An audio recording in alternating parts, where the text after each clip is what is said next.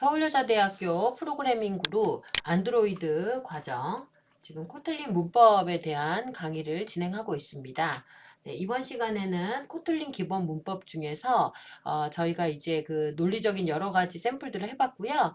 코틀린을 사용하다 보면 이제 메인 앞에 들어갔던 키워드, 즉 그 펑이라는 키워드 있죠. 펑션의 약자죠. 기본적으로 코틀린은 함수 기반의 언어입니다. 함수를 기반으로 하고 있기 때문에 그 함수를 어떻게 활용하고 쓰는지에 대해서 한번 잠깐 살펴보도록 하겠습니다. 자, 기본적으로 함수란 무엇이냐라고 생각을 하면 이제 말 그대로 이제 새로운 박스죠. 네, 박스에 해당이 되는 거고요.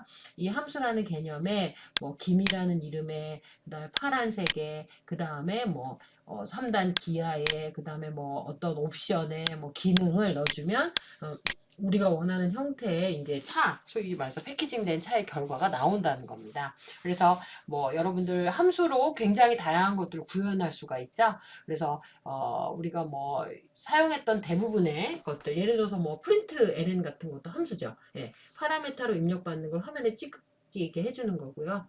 그 다음에 뭐 우리가 뭐 최대값을 구하는 맥스 함수라든지 뭐 최소값을 구하는 미니멈 함수 이런 것도 다 함수로 볼 수 있습니다. 그리고 우리가 이제까지 가장 대표적으로 많이 썼던 게 어떤 함수가 있죠? 네, 바로 메인 함수죠. 메인. 뭐죠? 프로그램이 시작되는 시점을 알려주는 메인 함수도 있었습니다. 네.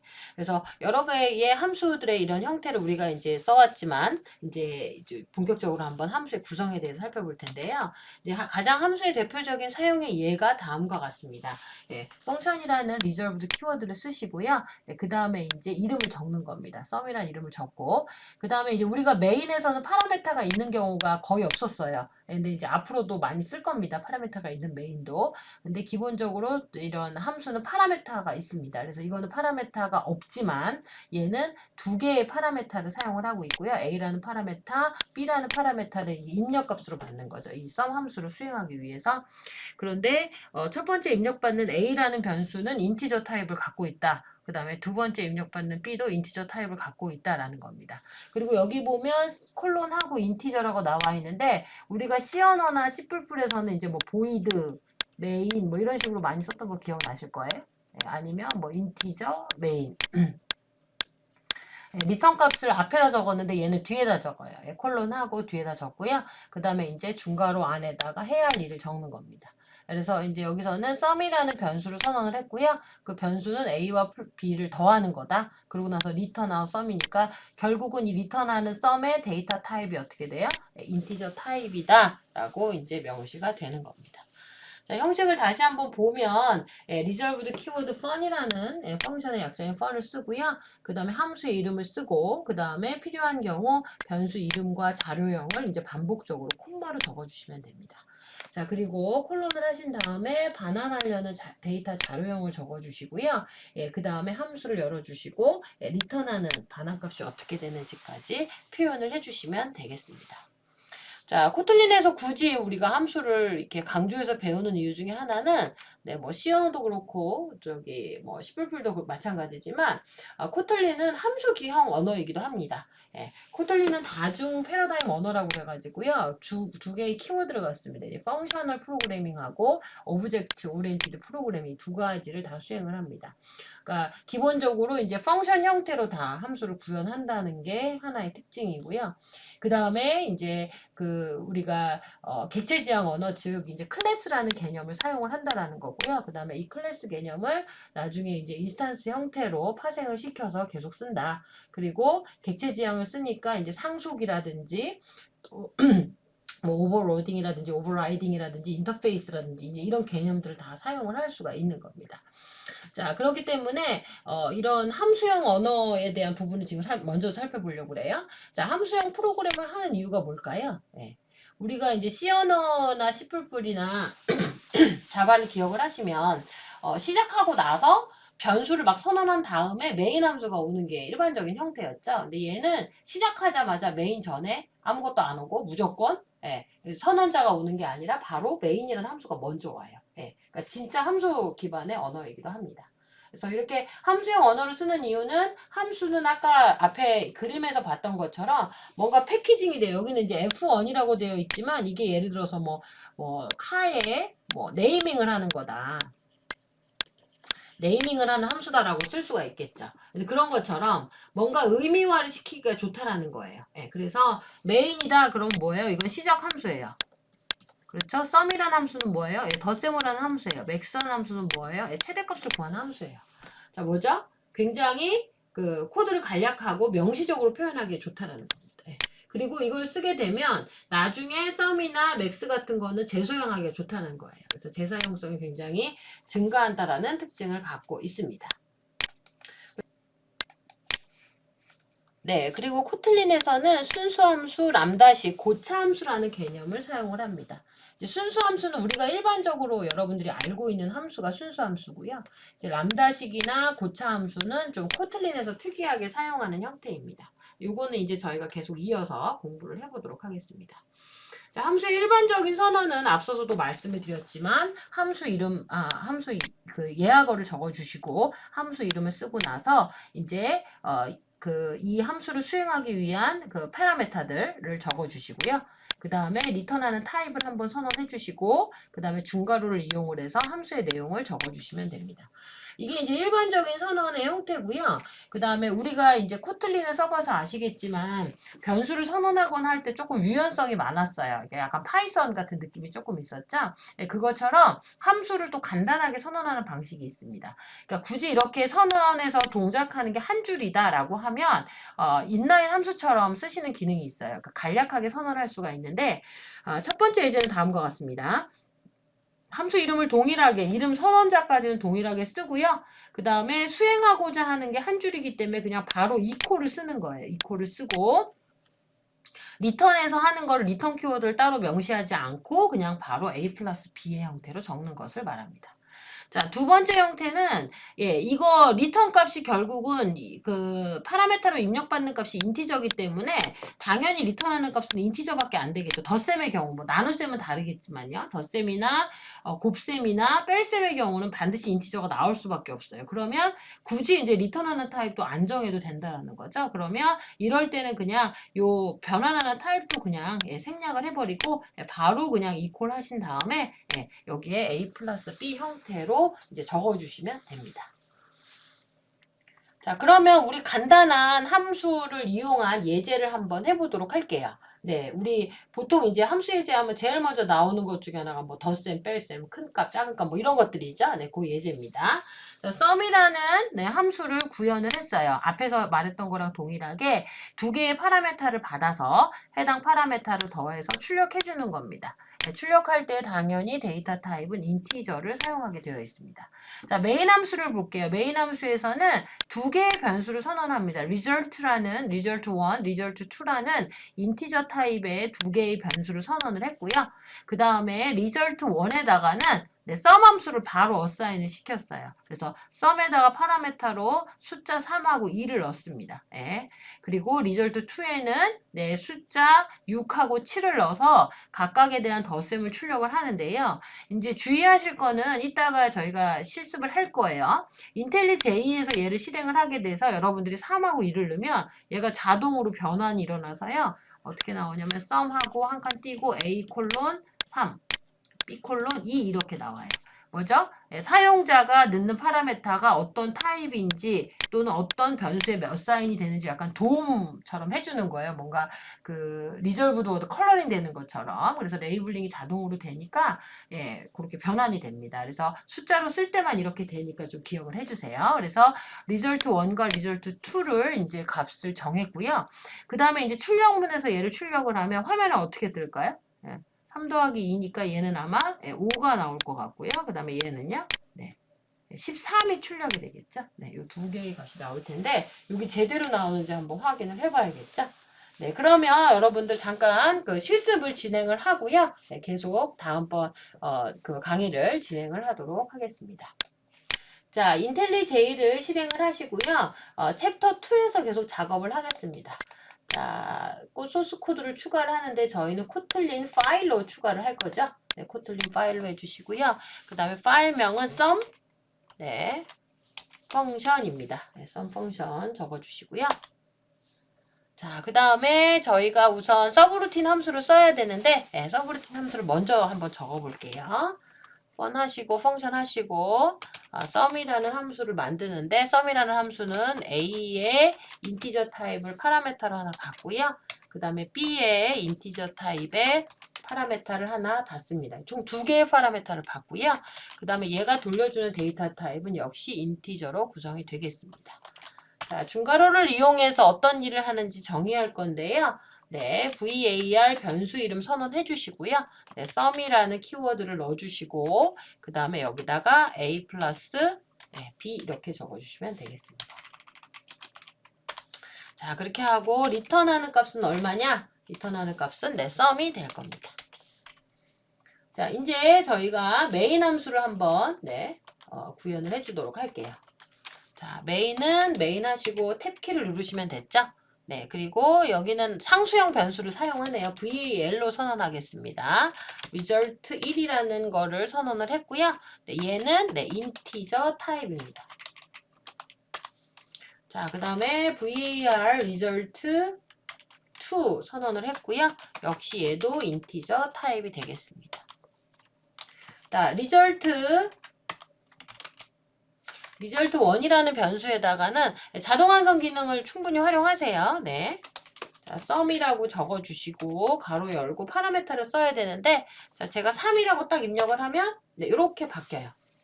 자, 그래서 한번 보시면은 지금 화면상에 보시는 것처럼 여기 도움말이 나오죠. 이 sum이라는 함수가 2개의 파라메터를 갖는다. A에 해당하는 거. 그 다음에 제가 입력하는 순간에 A 콜론 3이라고 표시가 되는 걸 확인하실 수가 있어요. 그 다음에 콤마 하시고 그 다음에 저희가 두 번째 숫자는 2죠. 2를 넣으면 2도 자동으로 아마 이렇게 바뀌는 걸 확인하실 수가 있습니다. 자, 그래서 여기 A와 B가 자동으로 세팅이 되는 걸 확인하실 수가 있습니다. 자, result 2도 마찬가지예요. result 2도 이렇게 선언을 하고요. sum 하시고 두 번째는 숫자가 6하고 7이네요. 얘도 자동으로 A, B가 나오겠죠. 6, 7. 자동으로 숫자가 세팅되는 걸 확인하실 수가 있습니다. 편리하죠? 자, 그 다음에 마지막으로 print ln 해주셔서요. result 1 하고요. 그 다음에 자, result 2를 출력해 주시면 되겠습니다. 결과가 제대로 나오는지 한번 확인을 해보도록 할게요. 자, 런 메뉴로 가셔서 중간에 런을 선언을 해주시고요. 보시면 지금 sum 펑션, 이걸 눌러주시면 결과가 5, 13 이렇게 나와야 되겠죠? 그러면 5, 13, 여기 이렇게 제대로 나오시는 걸 확인하실 수가 있습니다. 그렇죠? 한번 제대로 잘 나오는지 한번 확인하시고 강의를 계속 진행하도록 하겠습니다.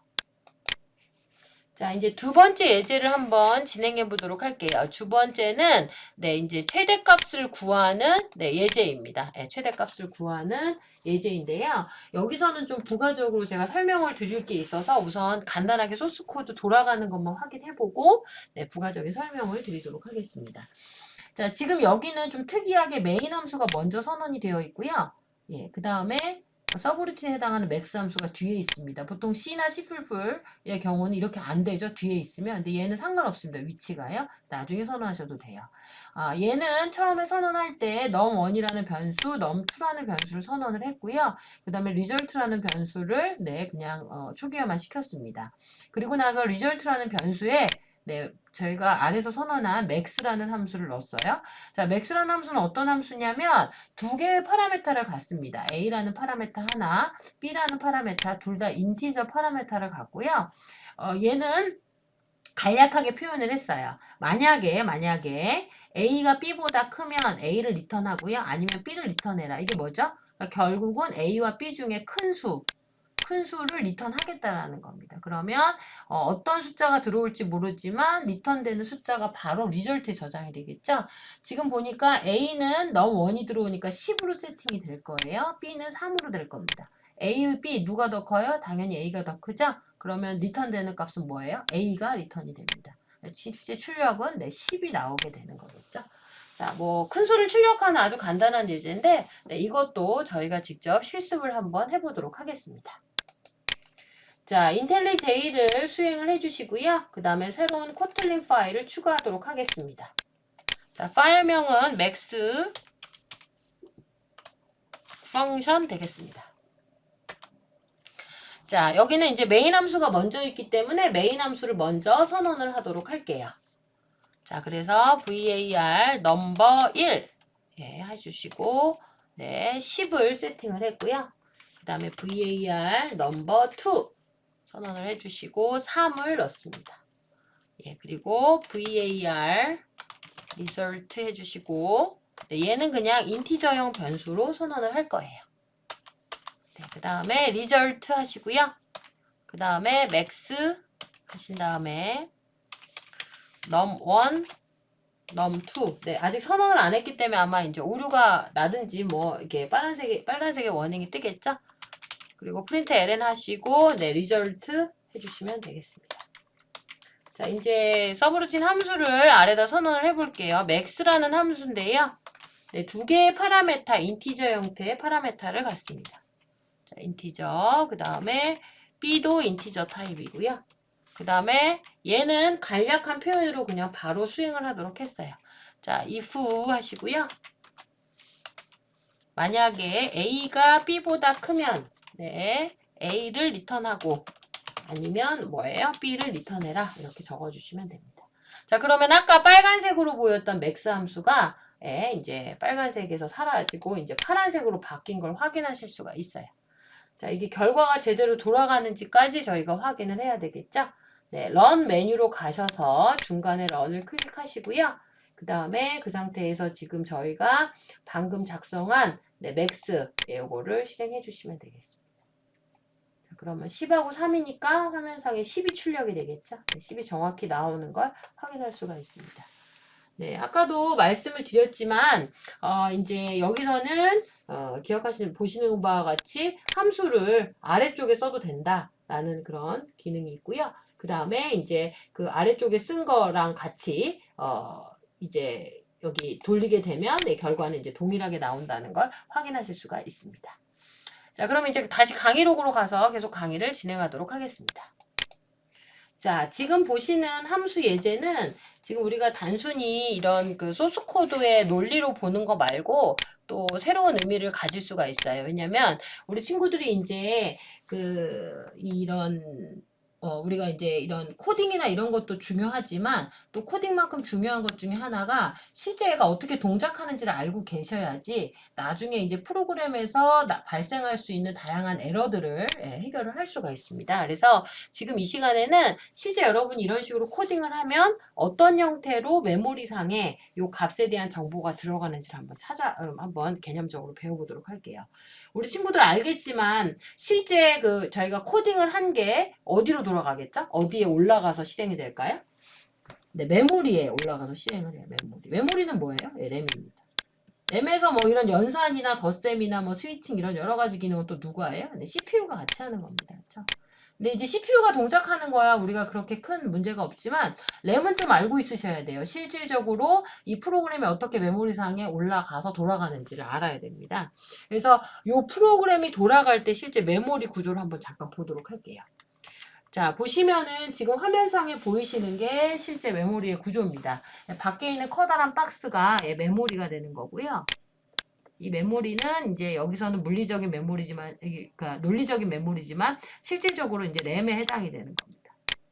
자, 램에서 이 프로그램이 딱 로딩이 되면 여기에 이 메인 함수도 있고요, 변수도 있고 그렇죠.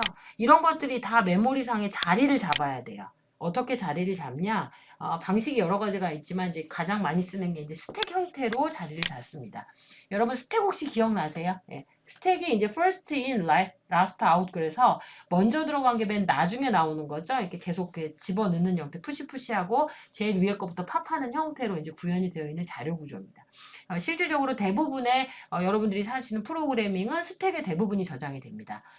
이 스택은 그래서 스택에서는 이제 그 물리적인 주소가 낮은 주소부터 이제 높은 주소 쭉 올라갈 거예요. 그래서 이제 스택에 저장이 되는데 여러분이 이제 프로그램 코딩을 딱 하면 제일 먼저 시작되는 함수가 어디예요? 메인이죠. 그래서 이 메인 함수가 먼저 자리를 잡습니다. 그래서 이걸 저희가 어떻게 부르냐면 메인 함수의 프레임이다 이렇게 부릅니다. 네, 메인 함수의 뭐 스택 프레임 이렇게도 부르는데 그냥 프레임이라고 부르고요. 그다음에 메인을 수행하다가 누구를 만나요? 맥스를 만났죠. 그렇기 때문에 얘는 네, 그 위에 맥스 함수의 스택 프레임이 여기에 들어가게 되는 겁니다. 그러면 이제 메인 함수의 스택 프레임이 딱 자리를 잡으면 메인 함수 안에서도 실제 메모리에 올라가는 내용들이 있어요.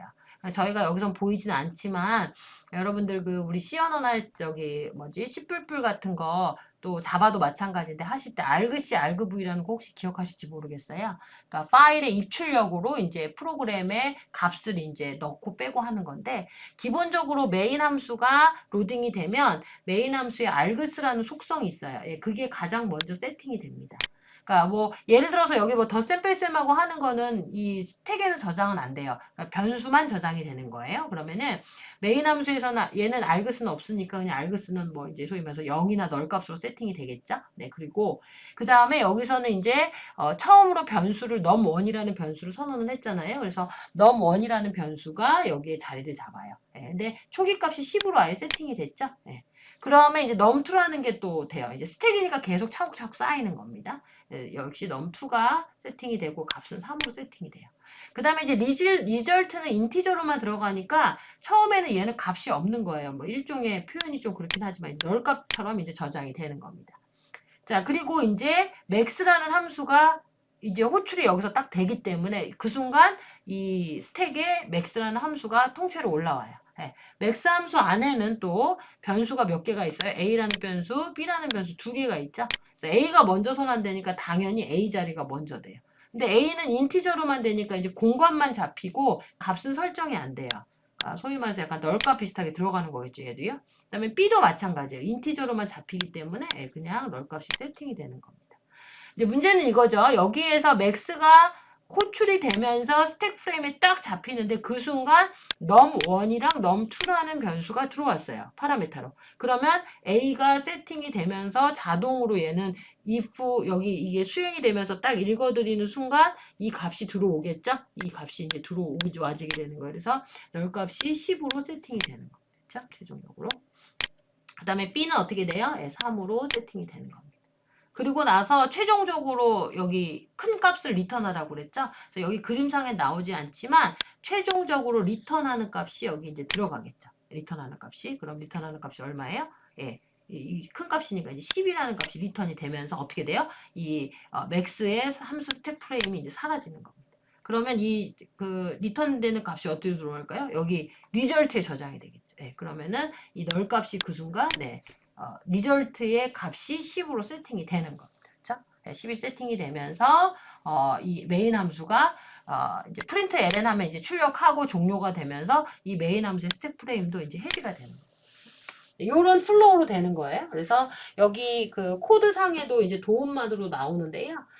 이제 메인 함수라는 걸 선언이 되면 이게 최초의 스택 프레임으로 자리를 잡고 그 다음에 그 안에 지역 변수 두 개가 세팅이 되고 이제 그 다음에 3개 하나가 더 되는 거죠. 3개의 지역 변수가 선언이 되고 그 다음에 이제 리절트 요게 되면서 두 번째 스택 프레임이 생성이 된다. 라는 거를 이제 여기 보시면 그림의 도식화. 이게 첫 번째 스택 프레임, 그 다음에 이게 두 번째 스택 프레임 이렇게 이제 생성이 된다라는 걸 조금 기억해 주셨으면 좋겠습니다. 이런 게 이제 소위 말해서 프로그래밍의 이해 팁이죠. 네. 자, 그러면 이제 우리가 이번 시간에는 함수에 대해서 배웠는데요. 이게 C 언어나 C++이랑 약간 같으면서도 조금 다르고 좀 다르면서도 같고 한 것들을 보셨을 거예요. 그래서 한번 저희가 실습을 한번 진행을 해보도록 하겠습니다. 자, 이번에 진행한 실습은 앞에 했던 예제를 조금 응용을 했어요. 간단하게 두 개의 숫자를 입력을 받아서 두 개의 숫자에 대해서 덧셈, 그 다음에 뺄셈, 곱셈을 함수를 이용해서 한번 출력을 해보는 겁니다. 파일명은 hw02-06.kt 파일로 저장을 해주시면 되고요. 그런데 저희가 숫자를 입력받는 함수는 배우지 않았어요. 그래서 잠깐 말씀을 드리면 여기서 이제 이게 중요한 겁니다. 이걸 모르면 지금 코딩을 하실 수가 없기 때문에 키보드로 입력받는 여러 개의 함수가 있는데 가장 간단한 게 리드 라인입니다. 그러니까 라인 엔터키까지 입력을 받는 거예요. 그래서 리드 라인으로 보시면 되고요. 그 다음에 이제 이 리드 라인의 기본 형태가 문자형입니다. 문자형. 그래서 입력받는 모든 걸 다 문자로 인식을 해요. 근데 저희가 간단히 출력만 하고 끝나는 게 아니라 덧셈, 뺄셈, 곱셈을 하려면 얘를 수식으로 인식을 해야 되겠죠. 그래서 얘를 타입을 변환을 해줘야 돼요. 예, 그래서 앞에서 캐스트 연산이라고 제가 잠깐 배웠는데 그걸 사용하시면 됩니다. 뭐냐면 to integer, 그러니까 to integer라는 함수를 쓰시면 돼요. 근데 이 함수를 저희가 이제 숫자 객체로 선언하는 게 좀 복잡하니까 입력을 받을 때 아예 그냥 정수형으로 변환을 할 수가 있습니다. 네, 정수형 변환이 가능하니까 리드라인 하면서 점 to integer 하시면 돼요. 그러니까 조금 더 표현해줘요. 리드라인 하시고 점 to integer. 이게 이제 객체 개념에서 메소드로 쓰는 거죠. 리드라인 한 거에다가 to integer를 해라라는데 요걸 하면 요것만 하시면 에러가 나요.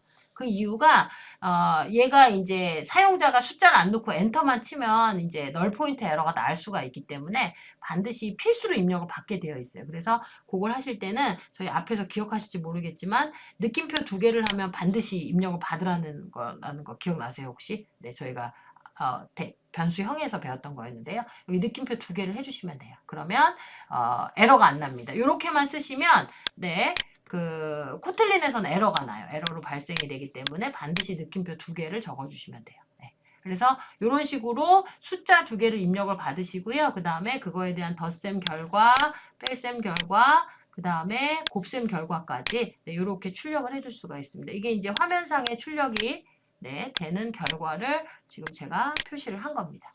그래서 2개의 숫자를 입력을 받아서 덧셈, 뺄셈, 곱셈. 우리 편의상 덧셈은 네, sum이라는 함수로 하죠. 네, sum이라는 함수로 이름을 정의하고요. 뺄셈은 네, sub로 하겠습니다. 네, 그 다음에 곱셈은 뭘로 네, 설정을 하겠습니다. 그래서 각각의 이름을 설정을 해드렸으니까 이 함수를 이용해서 출력하는 네, 간단한 프로그램을 작성해 보시기 바랍니다. 그래서 여러분들 지금 이번 시간에 지금 함수의 개념하고 그 다음에 이제 그 파라메타 선언하는 방법 이런 것들 배웠는데요. 한번 잘 숙지해 보시고 이 예제를 반드시 수행하시고 네, 다음 강의를 들어주시면 되겠습니다. 네, 여러분 수고 많으셨습니다. 감사합니다.